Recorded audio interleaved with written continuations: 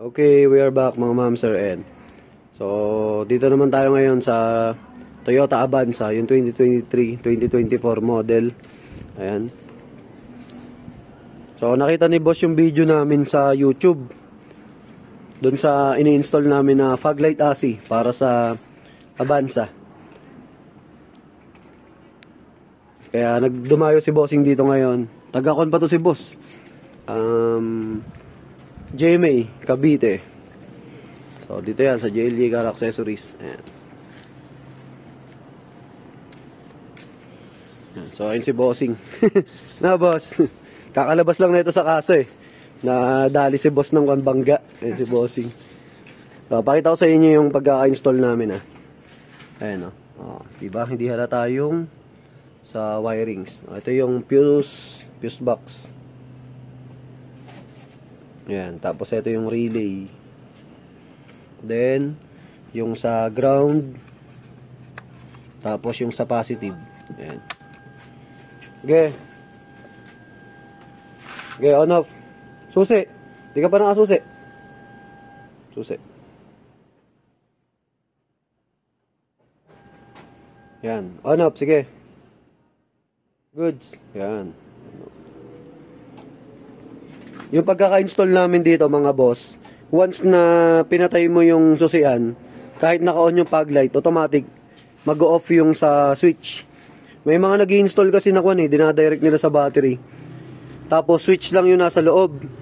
Kahit naka-off yung susian, pwede mo pa rin buksan yung fog light.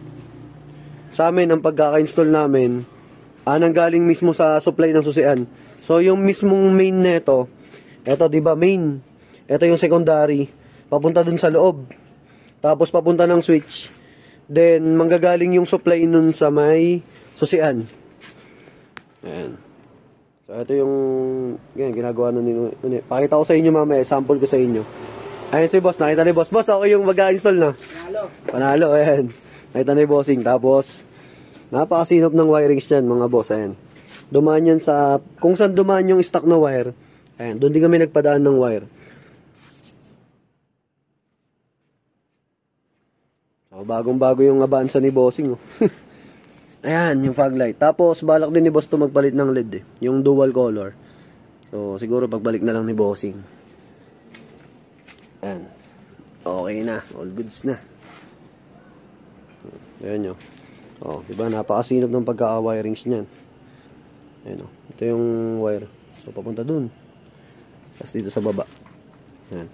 So, dito namin nilalagay. Yung ibang nag-install, lagi nyo tatandaan, etong fuse box kailangan nakapatayo, pati itong relay. Kasi yung ibang nag-install nito boss, tagilid o kaya nakabaliktad. Once na nagpa-washing ka, dahil yung socket nasa ilalim, maiipunan niya ng tubig. Kaya kailangan nakapatayo. Ganito ang pagkaka-install. Tapos lagi nyo tatandaan, maglagay kayo ng cable tie. Kasi yung mga ibang nag-i-install, napapansin namin, yung mga nire-refer namin na nagpapa-install, electrical tape. Bali, ini-electrical tape lang nila. Yan. So, mas masinop kasi, sa mas matibay, mas maganda tignan. Kung naka-cable tie lahat ng wirings. Okay na? So, goods na dito. Pakita ko sa inyo. Tapos, ito nga pala, dito namin nilalagay yung switch. Ayan. On, off. Tignan nyo, pansinin nyo, on, off, on, off, on, off. Hindi gumagana yung fog light. Pero once na sinusian natin yan mga boss. Yan, nakasusi. Naka-on. Ayan, nakita nyo, umilaw na. Ayan. Tapos, on, off. Ayan, on, off, on, off. Tignan nyo, patayin natin yung susi. Pagkapatay ng susi, ayan. On. Kahit i-on off natin yan, boss. Hindi siya iilaw, hindi siya gagana. Yun yung maganda sa pagkaka-install namin.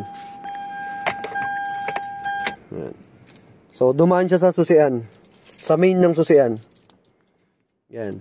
Tapos, baka magtataka kayo kasi hindi namin nilalagay yung switch dito.